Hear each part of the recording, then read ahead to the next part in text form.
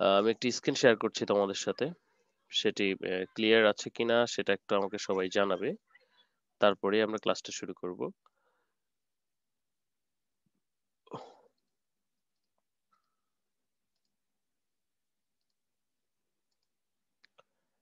আহ, আশা করি স্ক্রিনটি ক্লিয়ার আছে এবং সবাই শুনতে পাচ্ছি আমরা। ওকে, জি একজন স্যার। বললেই হবে। ঠিক আছে। তো আমরা গত ক্লাসে যেখান থেকে ছেড়ে গিয়েছিলাম সেটা হচ্ছে যে লাইট ফাস্টনেস টেস্ট মেজারমেন্ট, অর্থাৎ কিভাবে লাইট ফাস্টনেসটা মেজার করতে হয়। লাইট ফাস্টনেস বলতে যেটা আমরা বুঝি, একটা ডাই টেক্সটাইল মেটেরিয়ালের লাইট ফাস্টনেস বলতে বোঝায় যে সূর্যের আলোর প্রভাবে কিভাবে আমার সূর্যের আলোর প্রভাবে যে আমার কালারটা থাকছে না আমার ফেব্রিকে, অর্থাৎ কালারটা ফেড হয়ে যাচ্ছে, নষ্ট হয়ে যাচ্ছে, সেটার প্রপার্টিসটাকে আমরা দেখব। যে সূর্যের আলোর প্রভাবে কতখানি সেটা স্টাবল করছে সেই বিষয়টাকে দেখবো। তাহলে যে কালারটা যত বেশি স্টাবল করতে পারবে তাহলে সেই কালারের লাইট ফাস্টেস্ট প্রপার্টিসটা তত ভালো বলে আমরা ধরে নিব, অর্থাৎ বলবো যে এটা হ্যাঁ ভালো আছে। তো এটা হয় সাধারণত লাইট ফাস্টেস প্রপার্টিসটা সূর্যের আলোর প্রভাবে আমাদের কাপড়ের রং চটে যায় বা কাপড়গুলি ফেড হয়ে যায়। এর কারণ হচ্ছে যখন আমাদের যে ডাইস বা কেমিক্যাল যে ডাইস গুলি আমরা ইউজ করি সেই ডাইসের অভ্যন্তরে যদি আমরা প্রবেশ করি সেখানে কিছু কনস্ট্রাকশন রয়েছে, সেই কনস্ট্রাকশনের ভিতরে কিছু লন পেয়ার ইলেকট্রন রয়েছে। তো এই লন পেয়ার ইলেকট্রন থাকার কারণে সেখানে সাধারণত এই ধরনের কিছু সমস্যার সৃষ্টি হয়। আহ, এই জন্য লাইট ফাস্টেন্স প্রপার্টিজ খারাপ হওয়ার কারণে মূলত যেটা দায়ী সেটা হচ্ছে ডাইসটাই দায়ী। ম্যানুফ্যাকচারিং কোম্পানি যেভাবে তৈরি করে, আমরা যেভাবে ডাইং করি সেটাও রেসপন্সিবল, বাট সেটা এতটা নয়। তো যাই হোক, বলা হচ্ছে যে লাইট ফাস্টনেস প্রপার্টিসটা হচ্ছে, অর্থাৎ এগেইনস্টে যেটা হবে, তো এটাকে আমরা যে স্কেল দিয়ে ইউজ করছি সেটা হচ্ছে ব্লু উল স্কেল। সেটা গত ক্লাসে বলেছিলাম যে এটা আমাদের বাকি যে দুটো স্কেল রয়েছে সেটা হচ্ছে একটা grey scale for colour change and grey scale for colour staining. সেখানকার রেটিং ছিল 1 থেকে 5, কিন্তু এটার ক্ষেত্রে সেই রেটিংটা 1 থেকে 5 নয়, এই ক্ষেত্রে আমাদের রেটিংটা হচ্ছে 1 থেকে 8। এখানে দুই প্রকার উল রয়েছে, একটা ব্লু উল স্কেল 1 থেকে 8 এটা, আর একটা এল এল দিয়ে একটা আমি বলছি, ওটা পরে এই মুহূর্তে মনে নেই।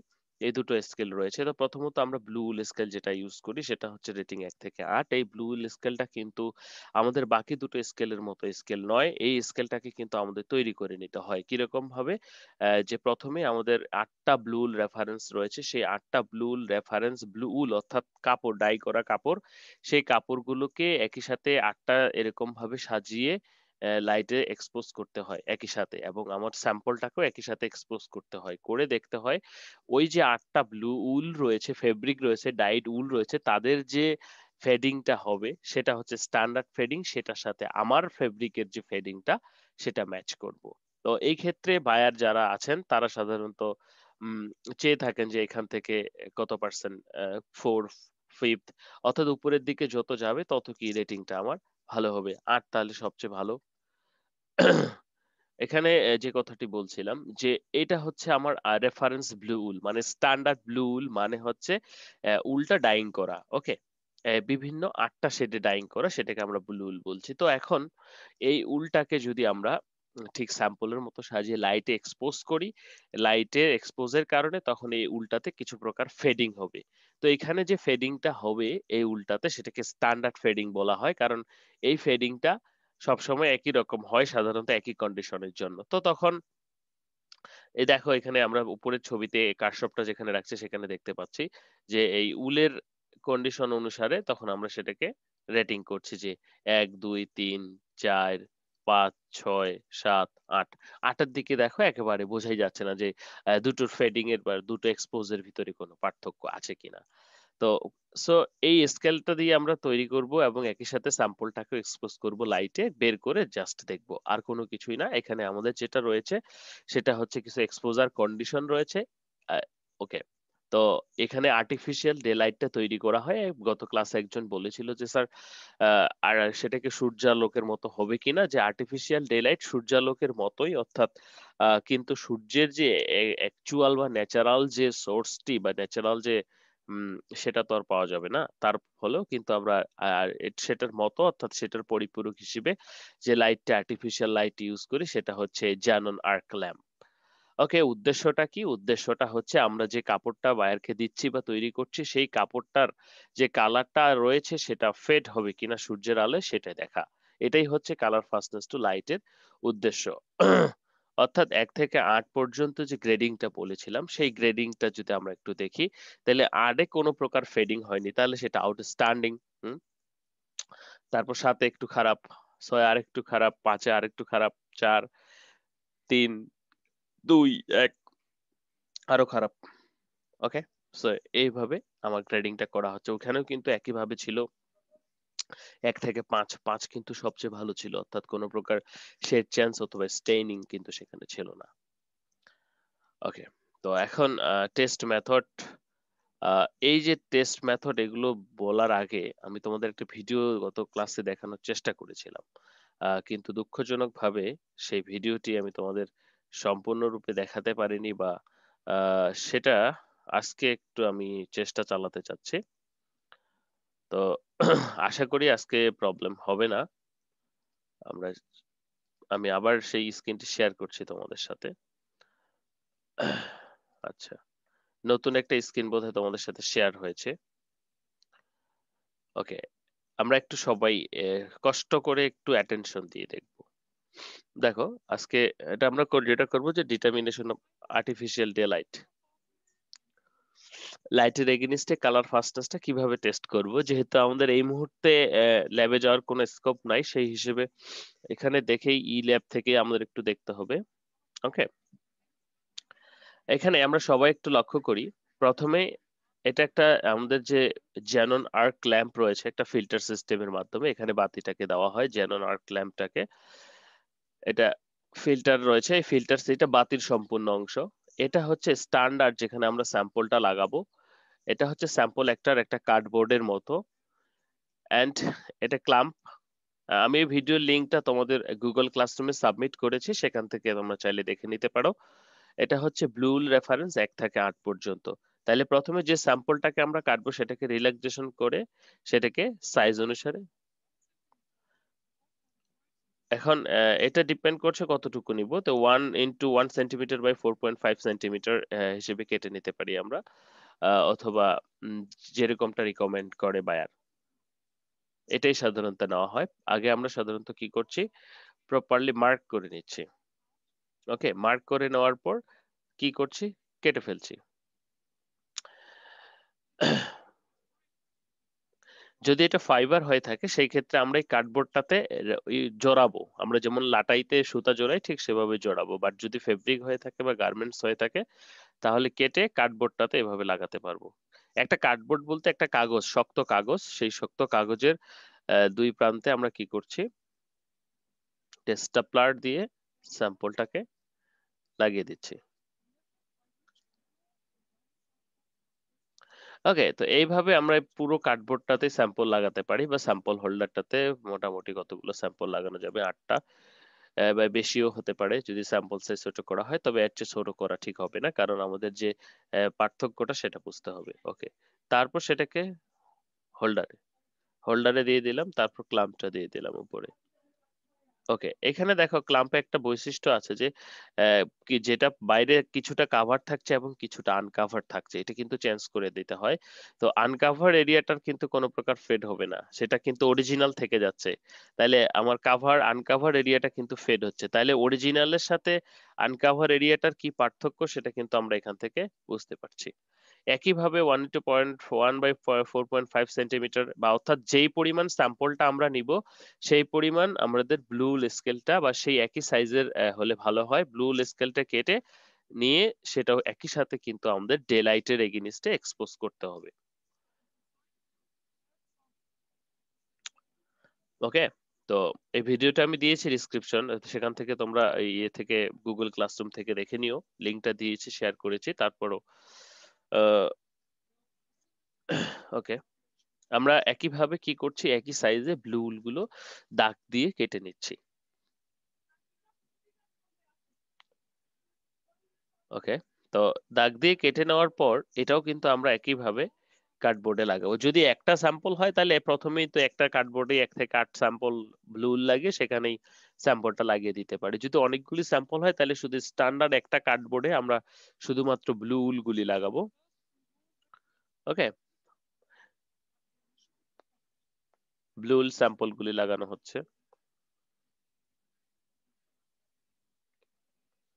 ওকে, এভাবে 1 থেকে 8 পর্যন্ত লাগাবো, এখানে সাজানো আছে 1 থেকে 8। ওকে, অপেক কার্ডবোর্ডটা হতে হবে, অর্থাৎ যেটার ভিতর দিয়ে আলো পাস হবে না, তারপর সেটাকে স্যাম্পল হোল্ডারে লাগিয়ে দেব।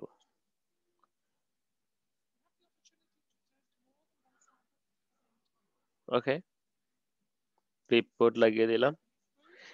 এক্সপো এখানে ক্লিপবোর্ডটা দেখো কিছুটা কাভার আর কিছুটা আনকাভার। আনকাভারের উদ্দেশ্য হলো যে জায়গায় আলো যাবে না তাহলে সেটা সেরকমই থাকবে। ওকে, ওকে, এরপরে আমরা ডিভাইসে চলে যাব।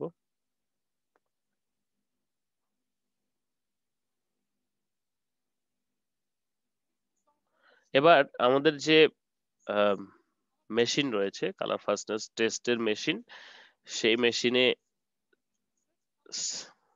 স্যাম্পল হোল্ডারটাকে স্যাম্পল লোড করব। তোমরা ওই যে বিয়ে বাড়িতে হাজাগ লাইট দেখছো না, হাজাগ লাইট, সেই হাজাগ লাইটের মতো অনেকটা চারপাশে কি ইয়েগুলো থাকে, ওই যে কাচের যে, সেরকমই অনেকটা। হ্যাঁ, আমরা স্যাম্পল গুলিকে লোড করে দিলাম।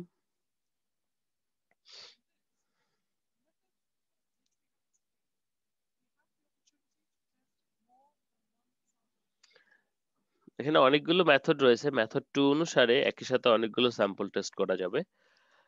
প্যারামিটার ঠিক করে দিচ্ছি। আমাদের যে এক্সপোজার কন্ডিশন, সাধারণত আমাদের যে টেম্পারেচার, নর্মাল যে টেম্পারেচার, সেই টেম্পারেচার, হিউমিডিটি 60 আমরা এনশিওর করে নিব।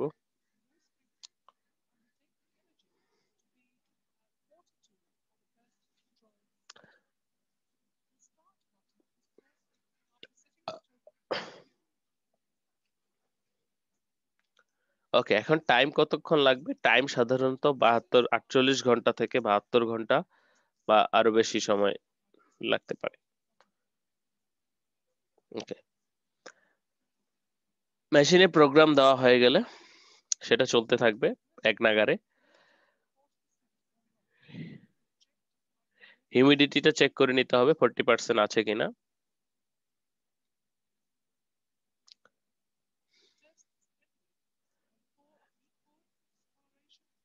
এই রকমটা হবে, এই যে একটু টেনে দেই।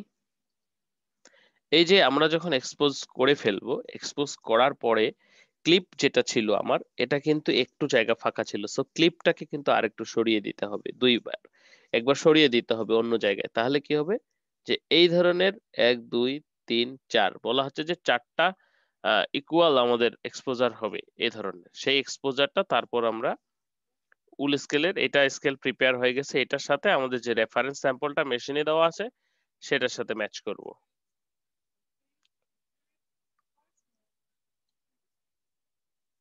ওকে, তো এক্সপোজার যখন শেষ হয়ে যাবে আমাদের আর্টিফিশিয়াল ডে লাইটের এগেনিস্টে, তারপর আমরা কি করব, এটাকে টেস্ট করব এবারে। তো এখন আমার যে স্যাম্পলটা রয়েছে, সেই স্যাম্পলটাকে আমরা কি করছি, ম্যাচ করছি, যে কার সাথে ম্যাচ করছে, আমার ব্লু স্কেলের কোনটার সাথে ম্যাচ করছে। হ্যাঁ, তাহলে আমার ব্লু স্কেলের যেই শেড ডিফারেন্সটার সাথে ম্যাচ করবে আমার এক্সপোজার স্যাম্পলটা, তাহলে সেটাই তার গ্রেডিং, তাহলে তার গ্রেডিং তত। যদি কোনো প্রকার কোনো চেঞ্জ না থাকে তাহলে সেটা 8, যদি একটু কম থাকে তাহলে সেটা 7। ওকে, সো এইভাবে দেন আমরা কি করি, আমার স্যাম্পলটা বের করে ফেলি। তো এই ছিল আমাদের আজকের যে, কি বলবো, আমাদের ভিডিওটি, অর্থাৎ লাইট ফাস্টনেস টেস্টের যে ভিডিওটি। আচ্ছা, এখান থেকে কিছু কোশ্চেন রাইজ করলে আমরা একটু বলি বা জিজ্ঞাসা করি, তারপর আমরা বাকিটুকু শেষ করি, অথবা যদি না জিজ্ঞাসা করি একবারও করতে পারি।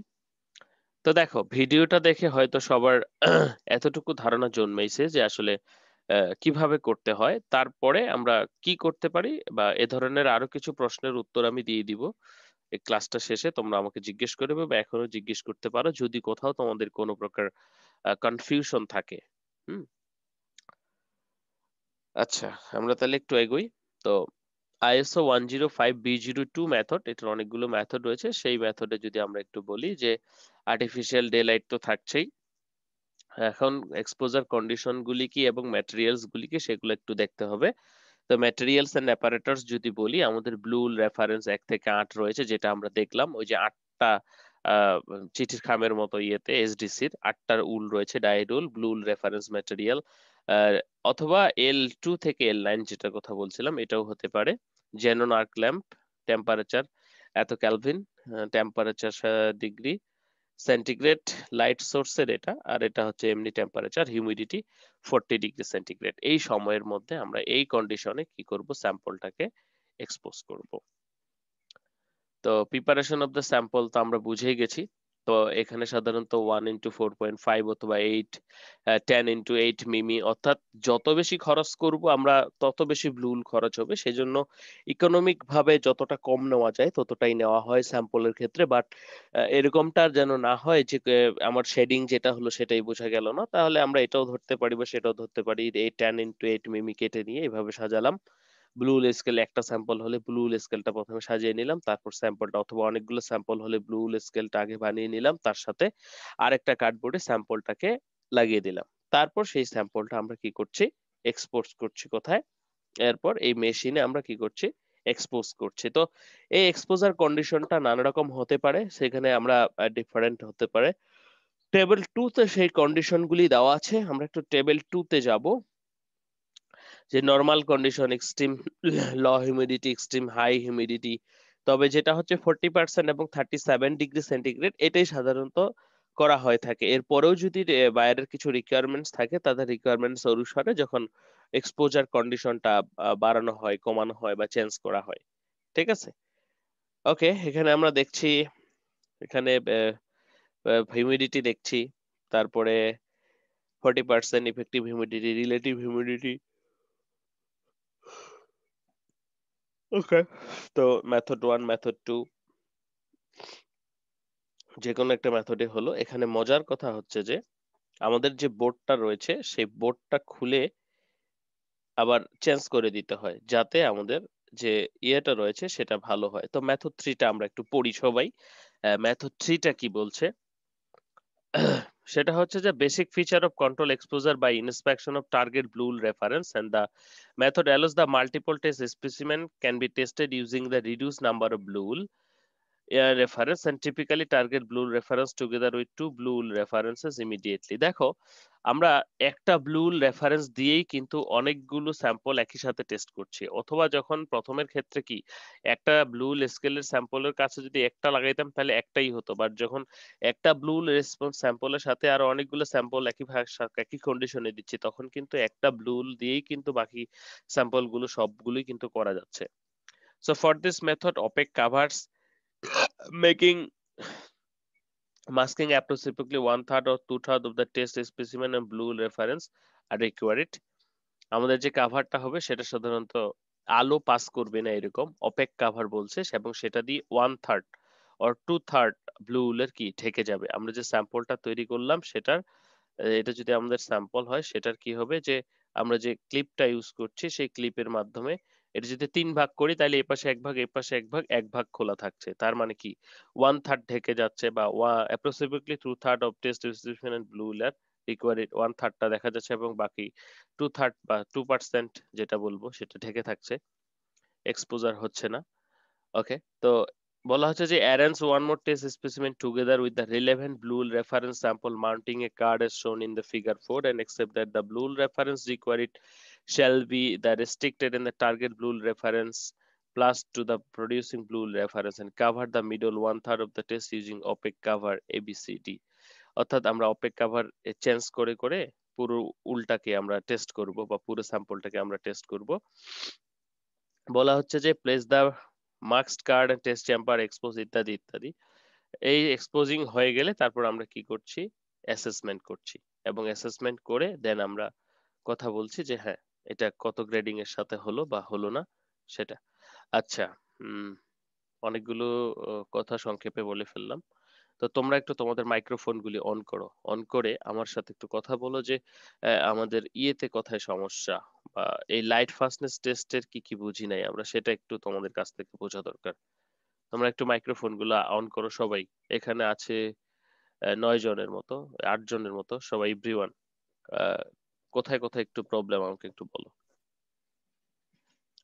যে স্যার এই জায়গাটাতে একটু বুঝি নাই। হ্যাঁ, হ্যালো, সবাই একটু অন করো, একটু কথা বলি আমরা। কার কোথায় একটু সমস্যা আমাকে বলো। হ্যালো, তোমরা শুনতে পাচ্ছ তো আমাকে? জি জি স্যার। স্যার শুনতেছি। জি স্যার। জি স্যার শুনতেছি। আচ্ছা, এখন তোমাদের কথা কে ছিল স্যার। কোথায় বুঝো নাই আমাকে একটু বলো। আমরা আজকে যেটা দেখলাম সেটা হচ্ছে যে লাইট ফাস্টনেস টেস্ট কিভাবে করব সেটা। তো এই লাইট ফাস্টনেস টেস্ট করার জন্য আমরা একটা প্রসিডিউর দেখলাম, একটা ভিডিও দেখলাম। তো এখন এইখানে কার কোথায় কি সমস্যা, যে স্যার এইটুক বুঝি নাই, আরবার একটু বললে ভালো হয়, বা এই সমস্যাটা কি একটু বলো, সবাই কোশ্চেন করো, নাহলে তো বুঝতে পারছি না যে তোমরা আসলেই বুঝেছো কিনা। জি, স্যার, বুঝছি। স্যার কথা হচ্ছে যে স্যার হুম। একটা ফেব্রিক থেকে কি আমরা 8টা অংশ কেটে নিব নাকি ডিফারেন্ট ডিফারেন্ট ফেব্রিক থেকে? আচ্ছা, 8টা ব্লুল রেফারেন্স যে উলগুলি, সেটা 8টা ডিফারেন্ট ফেব্রিক, স্ট্যান্ডার্ড এসডিসি কর্তৃক প্রোভাইড করা 8টা স্ট্যান্ডার্ড ফেব্রিক, ভিন্ন ভিন্ন ফেব্রিক, সেখান থেকে 8টা পোর্শন দিয়ে কেটে নিয়ে ব্লুল রেফারেন্সের 1 থেকে 8 সাজাতে হবে। হ্যাঁ, বুঝতে পেরেছো? ঠিক আর আছে। যে স্যাম্পলটা আমরা টেস্ট করব সেটার একটা স্যাম্পল নিলেই হবে। তো এরকম তুমি সেখানে চাইলে আরো 2-3টাও নিতে পারো, বা ভিন্ন ভিন্ন ব্যাচের অনেকগুলো ব্যাচ ডাইং করেছো, সেখান থেকে তুমি ভিন্ন ভিন্ন স্যাম্পল কেটে নিয়ে একই সাথে টেস্ট করতে পারো। ঠিক আছে, বাট ওই যে আমাদের স্কেলটা যেহেতু বানাতে হবে, সেটার জন্য আমাদের বুঝতে পারছি। ব্লু স্কেলটা লাগবে। সেজন্য ওই 8টা রেফারেন্স উল বা জি, স্যার। রেফারেন্স যেটা সেটা লাগবে। আচ্ছা, তারপরে আর কারো কোনো কোশ্চেন? স্যার একটা দিয়ে তো হ্যাঁ, বুঝিনি, বলো আবার। স্যার। হ্যাঁ, বুঝিনি, আবার বলো, স্যার শুনতে। একটা স্যার একটা স্কেল দিয়ে তো হ্যাঁ, একবারই টেস্ট করা যাবে হ্যাঁ, একটা ফেব্রিক। হ্যাঁ, একটা উল দিয়ে একবারই করা যাবে। সেটা হচ্ছে যে তুমি যখন একটা স্যাম্পল যদি তুমি এক্সপোজ করো তাহলে ওই একটাই, কারণ এক্সপোজার কন্ডিশনটা ভেরির সাথে সাথে ব্লু স্কেলের যে শেডিংটা সেটাও ভেরি করে। সেজন্য সেটা আমরা কি করি, আমরা যেই প্যারামিটারসে আমার স্যাম্পলটাকে এক্সপোজ করি লাইটে, সেই প্যারামিটারসটাকে ব্লু উলটাকেও এক্সপোজ করি, যার কারণে সেটা সেটার এগেনিস্টে যে শেডিংটা সেটা দেয়। সো একই কন্ডিশনে যদি তুমি 100টা স্যাম্পল একই সাথে এক্সপোজ করতে পারো, তাহলে 100টাই একটা স্কেল দিয়েই হবে। আবার একটা যদি করো একটা স্যাম্পল, তাহলে একটাই হবে। কিন্তু এই ব্লু স্কেলটা আবার পরবর্তী ব্যাচের জন্য বা ডিফারেন্ট করে নতুন করে যে তুমি করবা সেটার জন্য হবে না, কারণ তখন আমার এক্সপোজার কন্ডিশনটা ভিন্ন হতে পারে। যেমন লাইট কম বেশি একটু হতে পারে, টেম্পারেচার হিউমিডিটি একটু কম বেশি হতে পারে। অর্থাৎ একটা ব্যাচের জন্য একটা ব্লু স্কেল। ক্লিয়ার? জি স্যার। হুম, থ্যাংক ইউ স্যার। হুম। আচ্ছা, আর কার কোনো কোশ্চেন, আর কি কি জানার আছে একটু বলি আমরা।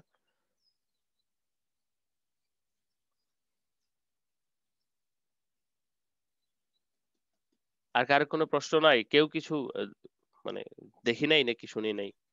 প্রশ্ন তো থাকার কথা স্যার সবার। মনে হয় না।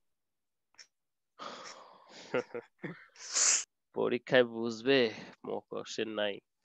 আচ্ছা, যাই হোক, আমরা যদি কোশ্চেন না থাকে তাহলে আমি আরো দুটো ভিডিও তোমাদের সাথে শেয়ার করতে চাচ্ছি, যেহেতু এইটারই অংশ আমাদের ছিল। সেটা হচ্ছে আহ আমাদের কি কি ছিল সেগুলো হলো কালার ফাস্টনেস টু ওয়াশ এবং রাবিং।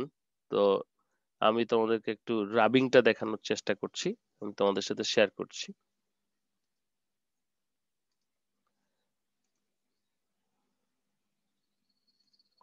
যেহেতু এই লেকচারেরই অংশ ছিল। Okay, determination of colour fastness against rubbing.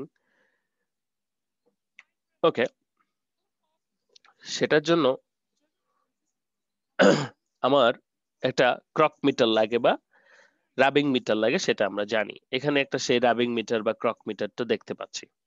Okay, recommended 80 CC যে ক্রক মিটারটি রয়েছে, সেটার জন্য একটা আমাদের স্যাম্পলটা কেটে নিতে হবে, অথবা পুরো ফেব্রিকটাও দেয় অনেকেই। তো সেই স্যাম্পলটা যদি আমরা কেটে নেই, তাহলে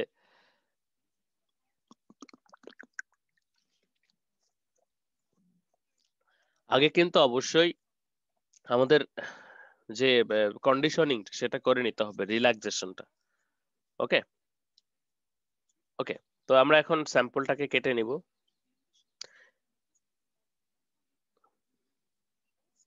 আমি এগুলো সবগুলো ভিডিও তোমাদের গুগল ক্লাসরুমে দিয়ে দিয়েছি, তোমরা একটু কষ্ট করে দেখে নিও, তাহলে আরেকটু ক্লিয়ার হয়ে যাবে। তো আমরা 15 মিলিমিটার বাই 15 মিলিমিটার কেটে নিব। হ্যাঁ,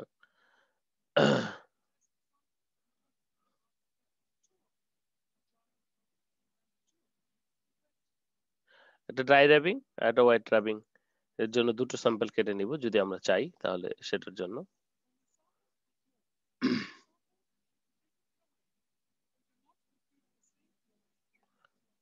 ওকে,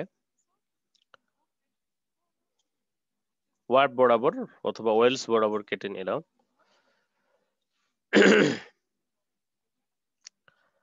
এটা কেটে যদি তুমি নাও পুরোটা ওই হোল্ডারে বসিয়ে দিলেও হবে, কাটতেই হবে এমন কোনো কথা নেই। ধরে নিলাম, কেটে নেই।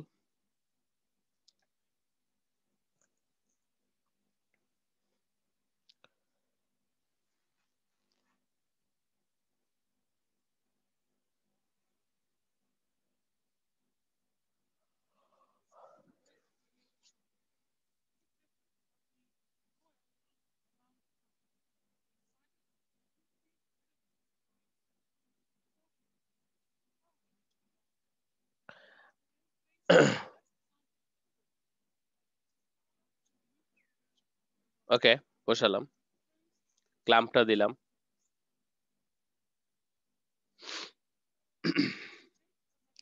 এবার রাবিং ক্লথ নিব, যেটা ছোট আমাদের সাদা ফেব্রিক। এবার নবটা আংটির মতো নবটা পরিয়ে দিন। ওকে, দিলাম। এবার আমরা 10 বার কমপ্লিট সাইকেল, অর্থাৎ 20 বার ঘর্ষণ হবে, 10 বার কমপ্লিট, 10 বার এরকম করে। ওকে, 10 বার হয়ে গেলে কমপ্লিট, খুলে নিব, নিয়ে দেখবো যে এখানে কতখানি ডাই ট্রান্সফার হলো। যদি ওয়েট রাবিং হয়, তাহলে এখানে একটু ফেব্রিকটাতে একটু পানি দিয়ে নিব।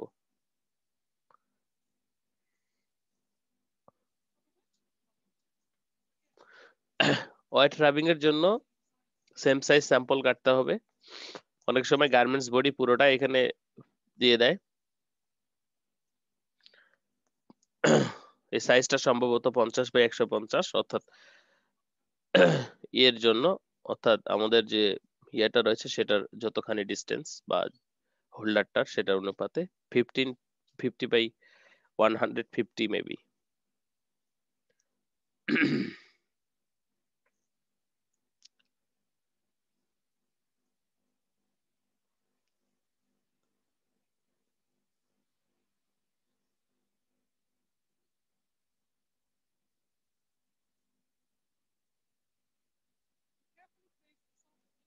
ওকে, এগেইন এটা আবার কাপড় ছাড়া ঘষা দিও না, কারণ ওইখানের যে সারফেসটা সেটা আবার ইমারি, সো আমার নবটা কিন্তু ক্ষয়ে যাবে। হ্যাঁ, তো অনেকেই যেটা করে যে ল্যাবে গিয়ে এটা ধরে একবারে ঘোরানো শুরু করে, তো যার কারণে যেটা হয় ওই নবটা কিন্তু ওই ধারালো পোর্শনটার সাথে ঘষা খেয়ে নষ্ট হয়ে যায়। ওকে, এটার ক্ষেত্রে ওই স্যাম্পল ইমারি ক্লথটা একটু ভিজিয়ে নিব, বা রাবিং ক্লথটা একটু ভিজিয়ে নেওয়ার পর, বা সেখানে 2-1 ফোঁটা পানি দিয়ে সেটা 20 বার, অর্থাৎ 10 বার কমপ্লিট সাইকেল অথবা 20 বার আসা যাওয়া করে সেটাকে খুলে নেব।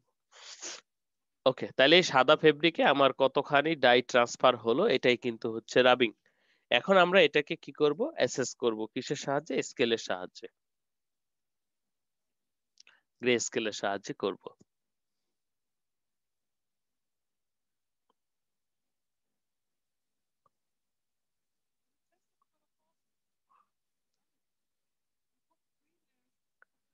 ওকে, তো আমরা কিসের সাথে কম্পেয়ার করব? আমাদের যেটা একবারে অর্থাৎ যেটার সাথে নর্মাল যে ক্লোথটা অর্থাৎ যেটা টেস্ট করিনি সেটার সাথে আমাদের যে স্যাম্পলটা রাবিং হয়েছে সেটার, অর্থাৎ সাদাটার সাথে এটার কতখানি কালার স্টেইনিং স্কেলটা দিয়ে এখানে করতে হবে, যেহেতু কালার চেঞ্জ স্কেল দিয়ে করে কিন্তু লাভ নাই, কালার স্টেইনিং স্কেলটা দিয়ে করতে হবে, কারণ কতখানি কালার এখানে লাগলো ঘর্ষণের ফলে সেটা দেখতে হচ্ছে, তাহলে কালার স্কেল স্টেইনিংটা দিয়ে দেখতে হবে।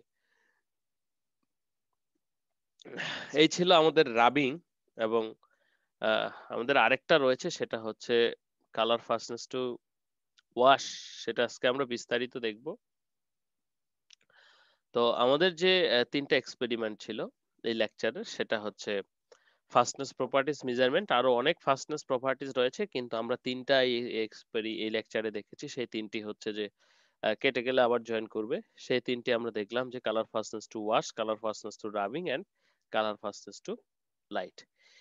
ওকে, এই তিনটাই মূলত সবার কমপ্লিট কিনা, বুঝা বা কোথাও কোনো সমস্যা আছে কিনা আমরা এখনই আবার জয়েন করব, জয়েন করে এই সমস্যাগুলি সমাধান করব, বা কোনো জিজ্ঞাসা থাকলে কথা বলবো। এখনই কেটে যাবে, সবাই আবার একটু জয়েন করব, হ্যাঁ সবাই।